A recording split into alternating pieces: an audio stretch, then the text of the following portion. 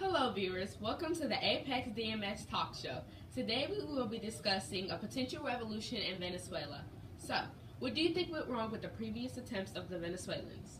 What I think went wrong with the previous attempts of the Venezuelans was that they didn't have that spirit they needed to enact change in their country.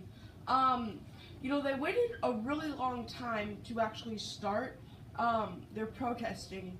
So if they had started earlier, it could have worked better and they could have had more spirit. But since they let it develop, it got them down. It made them think that, oh, we're never going to get change in our country because everything's already so bad. So they didn't have that attitude that they needed to say, no matter what, we are going to fight for our country, like the Americans did in the American Revolution. They said, oh, we're gonna fight for our country and we're gonna do whatever it takes to get away from Britain. Venezuela needs to have that same attitude. Yeah. What should the new government be like? Personally, I think the new government should be like a democratic government because right now it's more of a dictatorship. Just being labeled as a democratic government, just look at the officials. They're just so corrupt right now, wasting all the resources of Venezuela and all those type of things so that there's barely any money left and not enough food to feed everyone, those type of things. So you're saying that they're doing majorly wrong labeling of their country? Yep, pretty much. How do you think the people will react to the new government? I think the people would react happy or excited because, they don't like the government right now because they don't get food or water. So I think they would in all be kind of happy and excited about their new government. Okay. So taking in consideration of the past actions of the people, if this system fails, how do you think the people will react? Taking into consideration the past actions of the people, if this system fails, I think the people will actually sit back and wait, like they did before. They're going to say, okay, let's just relax and see how this country develops. And if the country develops in a good way, they're not going to revolt. And if the country goes a bad way, they are going to revolt. And they're going to use the past actions of, and the past knowledge of that previous revolution to know how to do it better this time. They'll have the experience they need to maybe strategize better, to maybe plan everything better, to maybe organize better. So you're saying that if they look back at the revolution that might happen, if they do it again, it'll be much, much better. I think their response time would be less because they've realized what they did wrong from the last revolution. Like you said, they would use their previous knowledge from the last one to the current one, which then would take less time to respond because they know something was wrong. I do agree with that, but the reason I think that they're going to wait a while is because the Venezuelans aren't necessarily people to argue and to get mad. They're a culture of people who like to settle things peacefully, like pacifists. They're advocates for peace. So that's why I think they're going to wait a while, because they don't necessarily want a violent revolution. They want everything to just smooth out. So what were the most insufferable acts by the president? And what was one thing that he actually did right? The most insufferable acts of the president was definitely not providing food or water because you can die of starvation, dehydration, and heat stroke. Also, the country is running out of money, which means they're running out of jobs, which causes more poverty and homeless people as well as starving people. One thing that the president actually did right is he let people go to the grocery store at least once a week. So I do agree with all your points, Sunny, but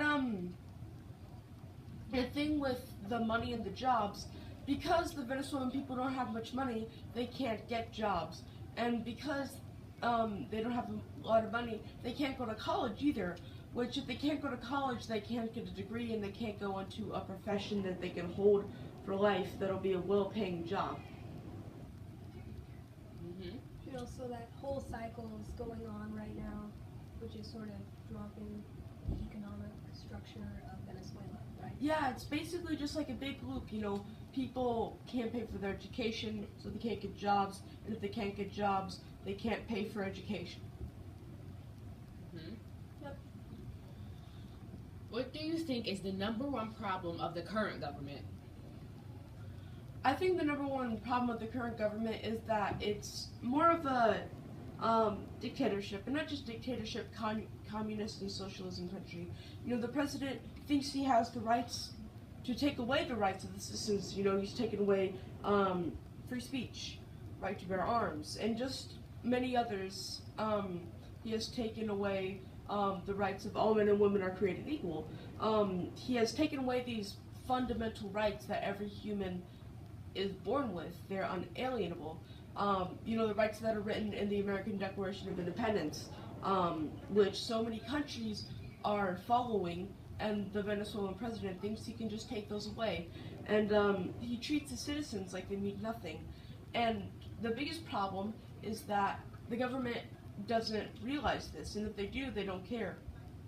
The government should be taking the responsibilities upon themselves and taking the pain of the citizens upon themselves. They should be changing their ways, changing their policies, but they just don't, because they think that they're perfect and the citizens are the problem. The government is far, far from perfect. Hopping on to that rights thing you were just talking about, what do you think is the most important right they should have? I think the most important right the citizens should have is the right to bear arms. And this is because, the streets of Venezuela are extremely violent.